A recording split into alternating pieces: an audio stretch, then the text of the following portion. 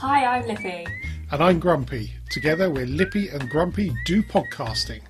In each podcast we'll be ignoring the important issues of the day and rambling through a variety of topics. And hopefully we'll be able to convince some guests to take part too.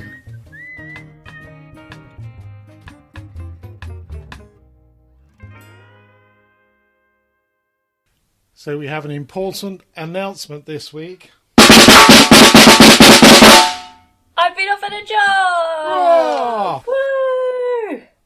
After 8 months of not working and 4 months of being made redundant, probably 5 of those looking, finally. Just a note to future employers, Lippy was counting the months on her fingers just then, which obviously you can't see, but that's a fantastic result, and hopefully your future employer's not listening to this. Well, fingers crossed. You never Excellent. know. Hopefully they won't know who I am, though, so it's fine. Well, hopefully when you turn up they will do, or they certainly will within an hour or so. Well, I meant because we haven't said my actual name yet, have we? So. Well, no, it wouldn't be too hard to work it out, but... Fair point. Hey-ho, just don't put Lippy on the application form. That's brilliant news. Well, hopefully that will be chugging along soon and you'll be back in the land of working. So does this mean no more Lippy and Grumpy? No, I think we can still crack out an episode a week. I think we probably can, and I'm very keen to investigate some merch for people to buy. Oh, yes. I mean, you've been working and we'll still be doing an episode a week, so... That's very true. That is very true. Yeah, so... Yeah, we can certainly fit that in. So last week we spoke about cooked breakfasts and what constitutes the perfect cooked breakfast for us. Well, we had an email again from a gentleman friend of mine. And true to form, we're going to have to give him a bit of a nickname because I feel that we're going to get more correspondence from this gentleman. He is an avid Doctor Who fan. But we can't all be Doctor Who. So I'm going to call him Davros, who was the maker of the Daleks. Oh. Although I have to say there was a bit of a heated discussion at a quiz night when the question was who was the creator of the Daleks. And I said Terry Nation, who was the actual creator of the Daleks in real life. I see. The answer was Davros. Because that's the creator on the show. Yes, that's the character. But there was a bit of a heated discussion, and I lost. So anyway, back to Davros. So the very long email again, very eloquently written, which is really nice. So fried bread, no thank you, not for him. Fairly agnostic about baked beans, take them or leave it. If you have beans, needs a couple of slices of bread and butter. Soak it up. That is good, to be honest. Good call. And he talks about haggis, as in the Scotch breakfast, having haggis. And I think that is genius. Absolute genius. It's just that one step on from black pudding and I just still don't... Yes, it is. It is lovely, though. It is very nice indeed. So top marks for that. He then poses a very good question about the Woodbridge Cafe and whether it starts with a 10-egg omelette. No, the 10-egg omelette is on the plate with bacon and sausages and beans. It must be a big plate. Yes, so I'll try and dig out a photograph of that. There must be one on their Facebook page somewhere and link to that.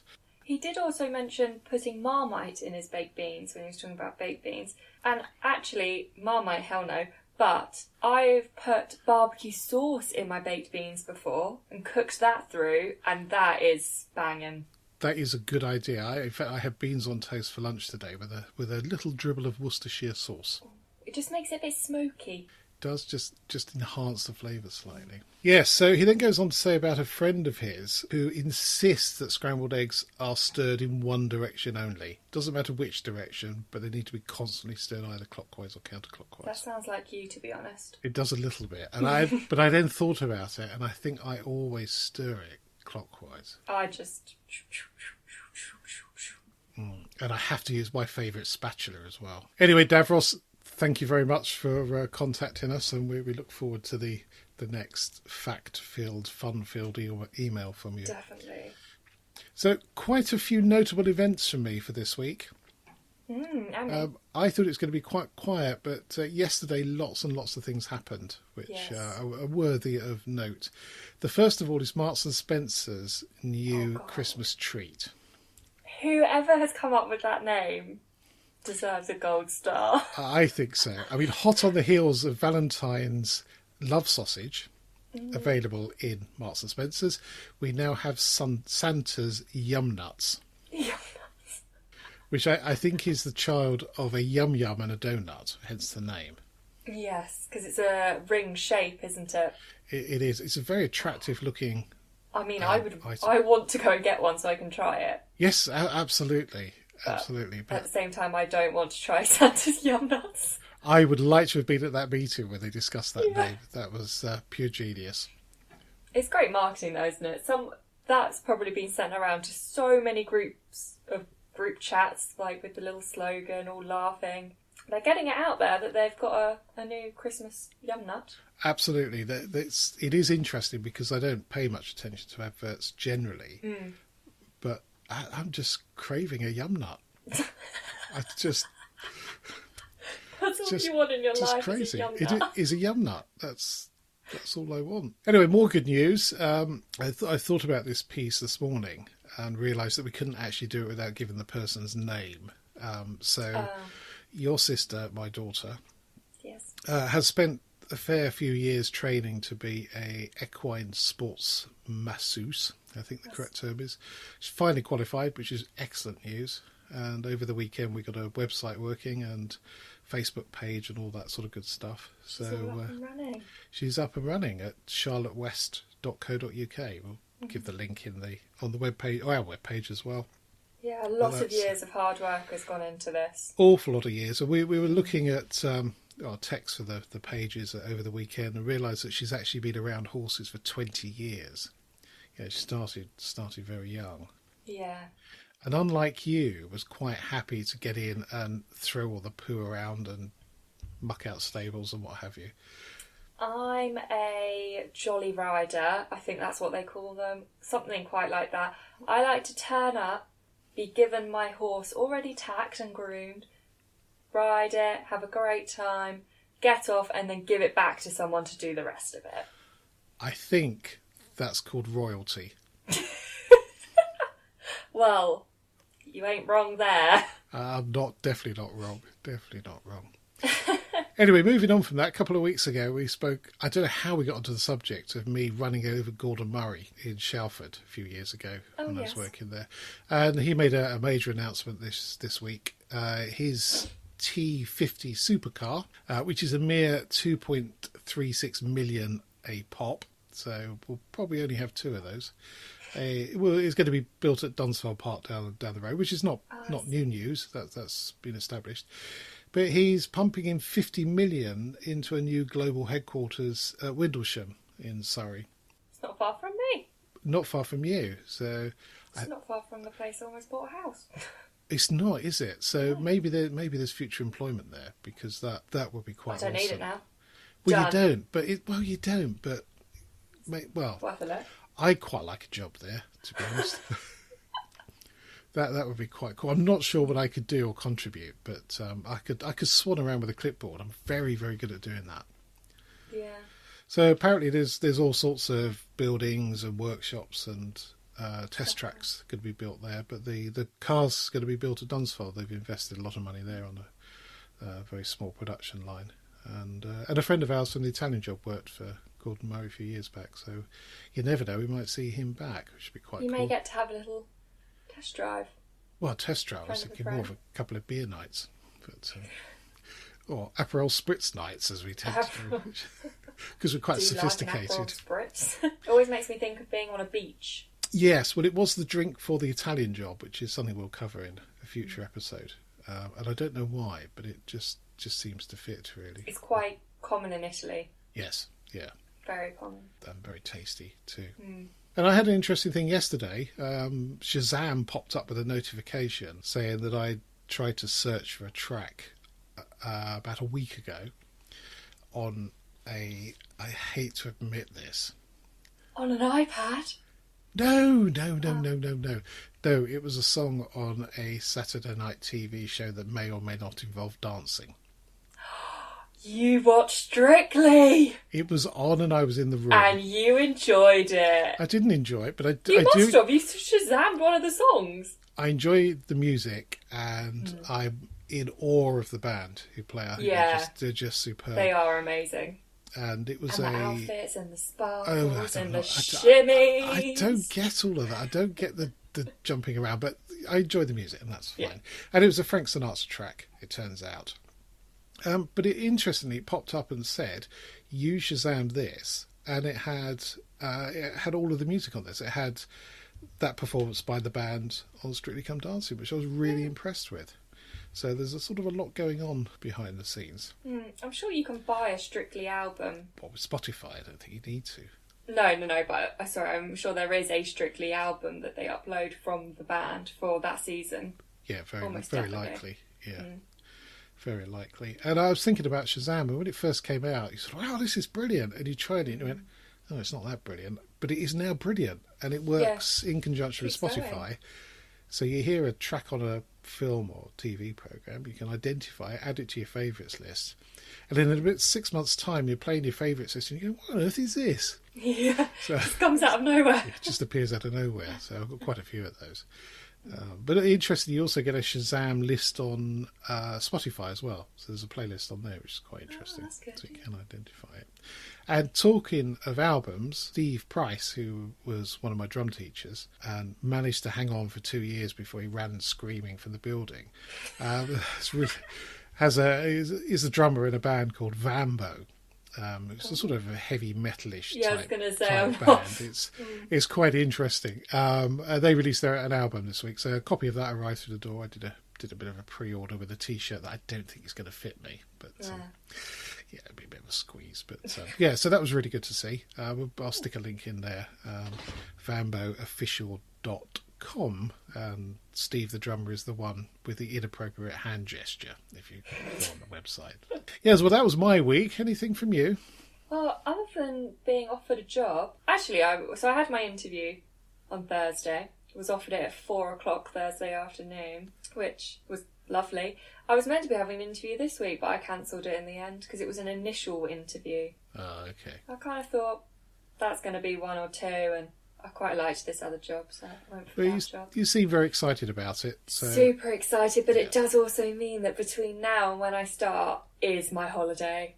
I've not done a lot, just done whatever I wanted to do. I haven't washed up very much, I haven't done much laundry. It's been great. So how does that differ from the previous 8 months? Well, I've been looking for a job for like 4 hours a day and doing laundry, and I've been washing up. Well, my experience of you washing up is washing up starts, you disappear off to the toilet for an hour and a half. Yes, well, I have grown, ever since living on my own, not having a dishwasher, I have had to wash up. I still hate it, but I do it now. It's something I do. It just creeps me out, all the gunk on my fingers, and no. Well, you could wear some rubber gloves. Yeah, I just don't. But anyway, I've actually found something more exciting than getting a job offer online, which should be coming on Saturday, and I will be using straight away, despite what anybody says. So we have a fake Christmas tree. We always have at home anyway, but myself and my partner have got a fake Christmas tree. Needles get in the way and all that jazz. And recently we bought one of those Airwick Freshmatic things. But they're really great, to be honest. We've got a lovely vanilla scent that comes around the living room. I found a woodland pine one. So it's going to smell like Christmas trees. Well, that'll get you sneezing. I can't wait. I hate to be picky. I really hate to be picky, but I don't think it's a fake Christmas tree. I think it's an artificial Christmas tree. Because it is really a Christmas tree. Fair point. A fake Christmas tree would be a mug with some tinsel on it. Well, it's not a real tree, though, is it? Well, it's not a real tree, but it is a Christmas tree. It's a Christmas plastic thing. Yeah. It's a Marmite thing. But anyway, so my house is going to smell like a Christmas tree this year. Well, from Saturday. As soon as it gets here, it's going in. It'll be run out by the 25th of December. Well, no, because it was a discount to buy 3, so... And the other half was like, I don't think we'll need 3 of them. And I was like, yes, we will. I'm going to up the amount it sprays. It's going to be great. Yeah. Well, a bit like a dog is not for Christmas, a woodland smell is not just for Christmas. No. News for the allotment from me. I planted 90 red onions to overwinter. You're going to eat 90 red onions? Well, not all at once.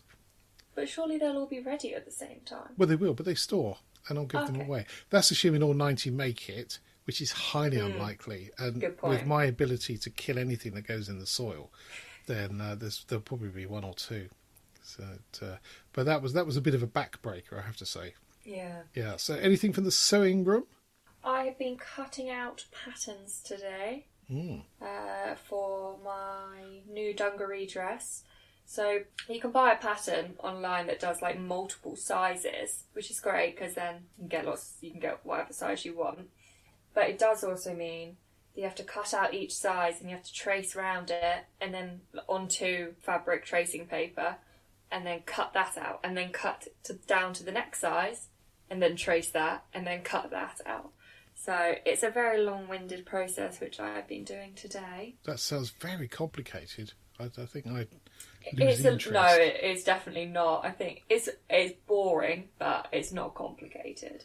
And I then also purchased the fabric today. I found the best fabric shop ever. Is it corduroy? It is corduroy. Ooh. And I only paid £3 a metre for it. Ooh. It's called Pound a Metre, this place. Well, and yeah. I did have that. Not a lot of their fabrics are £1. And some of them are only like 50p. And I was like, oh. But it is a discount, like, off-cut place. So they don't always have lots available. And it goes out of stock quite quickly. But when you can get it and you can get the colour you want, only paying £3 a metre for corduroy is ridiculous. Like, everywhere else is like 11, 12 quid. Well, assuming it's okay and not paper thin or... I bought all of mine from there, my fabrics. Oh, yeah, they're very, very good quality. Excellent. Very good indeed. Yeah, so expect dresses for Christmas presents if you're female. What if you're male? Maybe some corduroy pants. What, as in underpants? I have bought a pair of bamboo underpants. Bamboo? Yeah, they're made of bamboo. I don't know how this works. We've got a number of things in the house made from bamboo, and it just defies my understanding of bamboo. Massively. My head is... I don't know if you can tell by my face. My head is like ticking, trying to work out how that was... So they look like lycra pants. So the reason I bought them is when I walk with shorts on, I get a bit of chafage, which is a bit uncomfortable. No, and hopefully these will stop it. It's a little bit like wearing tight cycling shorts. They don't.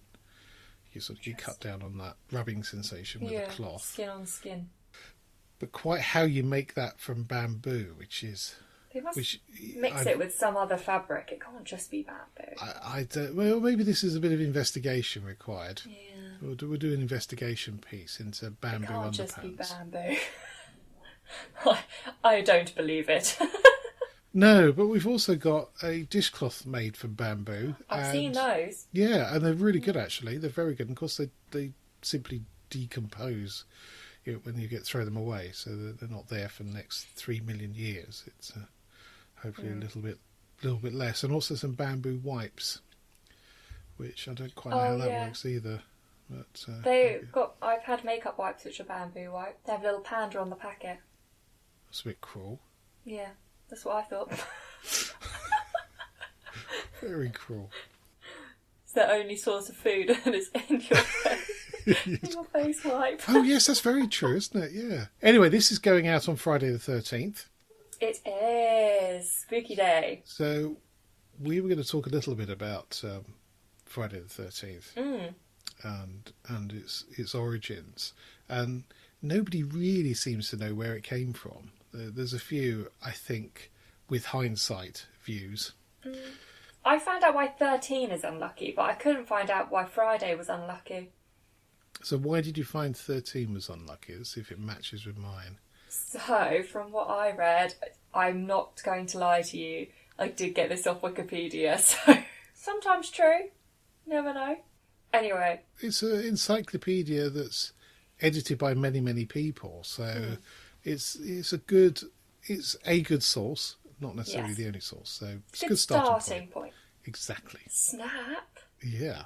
Anyway, so it's 13 is unlucky because there's a Norse myth, which is gods like Zeus and Thor and people like that. So The myth is about 12 gods that are having dinner in Valhalla. I think that's how you say it, Valhalla. So these 12 gods are having a dinner party, and Loki, the trickster god, who wasn't invited, turned up to this party as the 13th guest. He then somehow trickstery made Hor, which is Hoor. He's the blind god. He somehow managed to get him to shoot a mistletoe-tipped arrow at Balder. Why do these gods have such weird names? Well, because they're Norse. Yes, okay, yeah, true. They're not from Birmingham. And it killed him, which is why 13 is unlucky, because the 13th guest at the party murdered someone. Yes, you see, this seems to happen a few times in history. If we go back to the Last Supper, there was 12 disciples originally, and then the 13th turned up, Judas Iscariot, and caused all sorts of mayhem. Yeah, again. Just as Loki was a bit of a... Loki. It's not Loki. Loki. Loki. He's my favourite. Well, he's a bit of a bad boy, isn't he? He's just trickstery. Likes to play a lot of pranks, you know. That's killing somebody's quite a prank. Yeah, true, actually. Maybe edit that bit out. So that does sort of explain 13, although I think it's a bit tenuous, to be honest. So there's also a connection with the Knights Templar, or Templar, as wife of Grumpy keeps pronouncing it, Templar.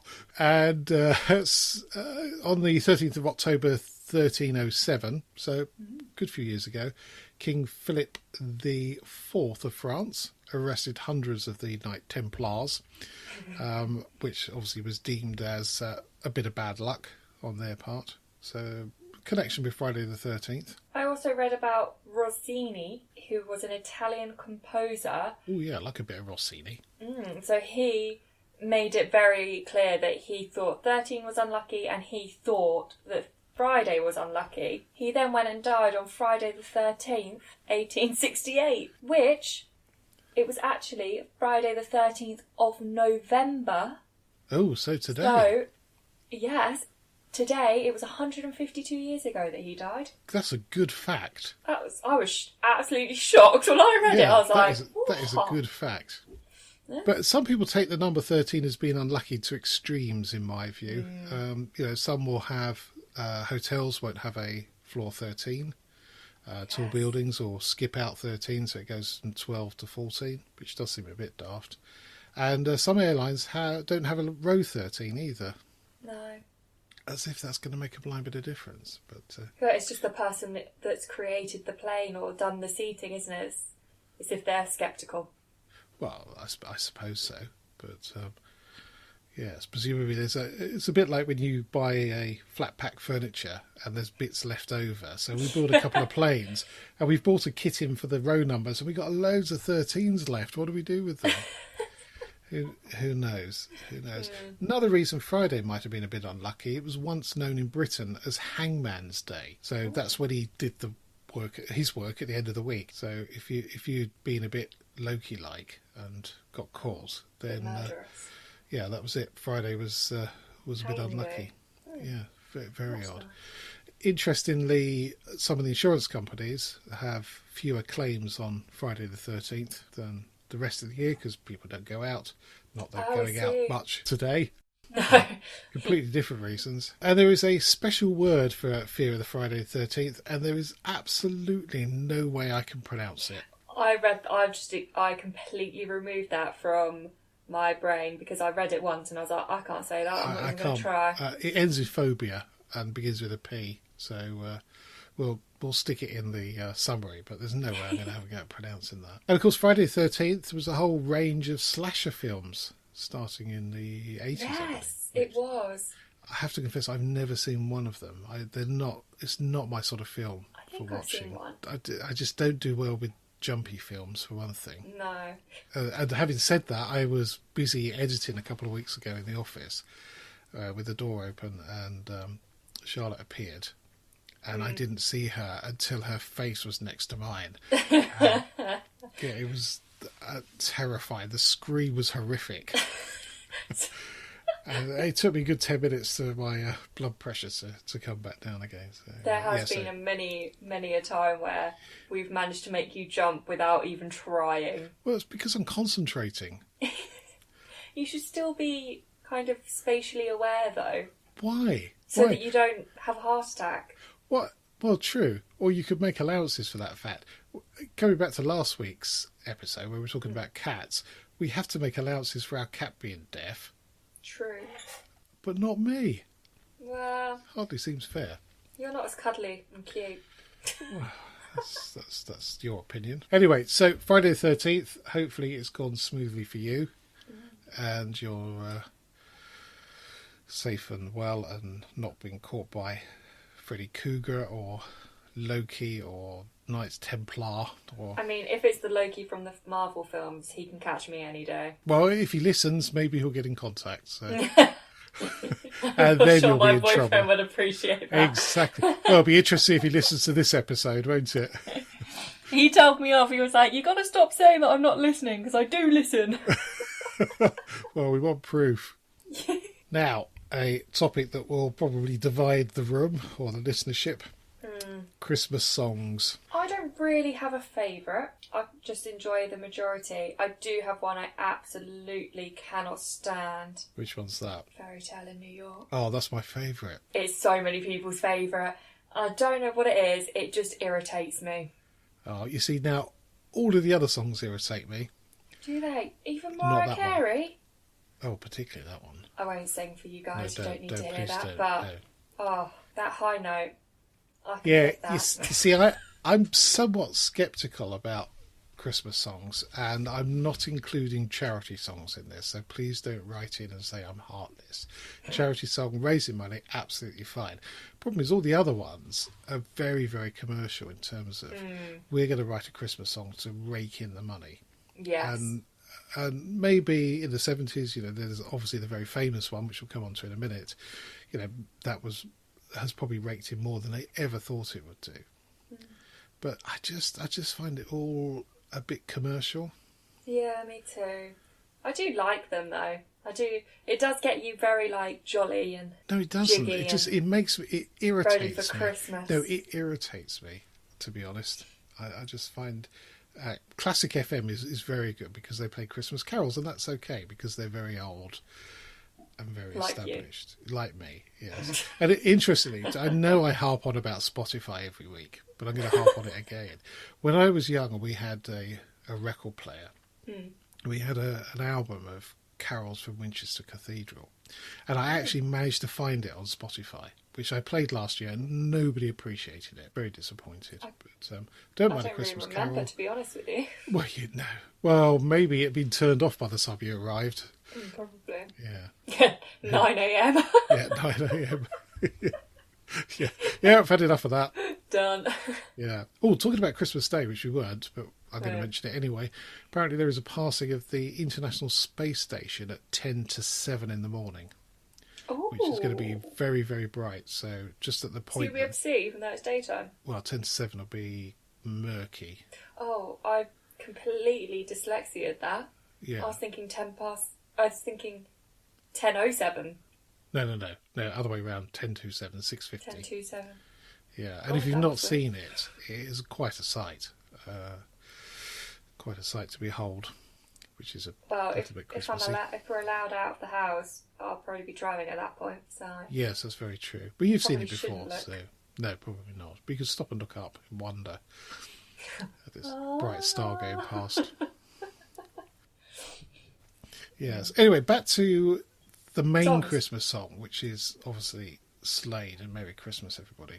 I was quite amused to come across a Facebook group called Slader for Life, Not Just for Christmas. with a lovely picture of Dave Hill on the message as well. So obviously they are concerned, a little bit like Battersea Dogs Home is, concerned that people buy dogs and then sort of halfway through January go, "Ooh, that was a bit of a mistake." So perhaps you need to play Slade every day of the year. I mean, I would happily do that. No, not that record, because that would be silly. It'd be daft playing Merry Christmas, everybody, in the middle of June. I have a feeling I do not know any other Slade song. No, I can't think of any off the top of my head. And I Maybe lived if I through heard Slade. a couple, I might be like, oh yeah, maybe. But it's not a song that would come on and I'd be like, yeah, that's Slade. But I wouldn't know that, other than the Christmas song, obviously. No, I mean, they were prolific with a number of other groups in the 70s.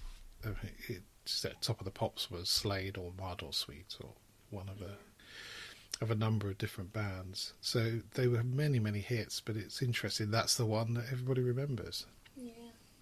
But, It's because it's Christmas. People like Christmas songs. well, some people like Christmas songs. I just think they're commercial and a bit rubbish. I'm going to play so many Christmas songs when I come over now. Well, I'll just turn the electricity off. Oh, no. Uncooked turkey and silence. That sounds perfect. At least we'll have lots of alcohol. Well, possibly, as I've drunk all that before then. Anyway, this week we're doing a top tip and a fact of the week. We are. And I have changed my top tip because I think it is more appropriate Okay, that's good. from the note that I had. And it made me smile, and I actually sent it to one of my friends who's she's been put back on furlough and is not having a good time. Oh, that's a shame. So I sent it to her this morning and she thought it was hilarious, so I'm going to share it with everybody. Excellent. So my top tip is always do your best unless you don't feel like it. I like that one. I like that one too. Yes. Yeah. Excellent. Right, I'm off them. That's it. I'm going. Bye. Bye. So that leaves my grumpy fact of the week. And I have gotten, well, there's so many in the little book I've got of facts that we can keep doing this until way past I retire. Which is a little bit of a worry. But, Yeah, it's a bit, isn't it? or it's not that far away and it's a small book. Who knows? Anyway, for the last 70 years, the average price of a small car has remained the same as the cost of 20,000 Mars bars. And I've always believed that Mars bars are a good indication of pricing across the I thought years. you said Freddos were a good No, not Freddos. No, definitely Mars bars.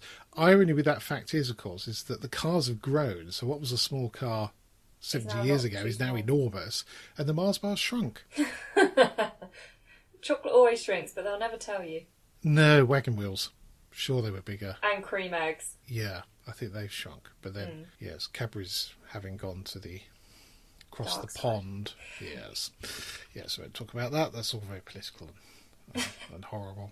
So, what have we got next week then, Lippy?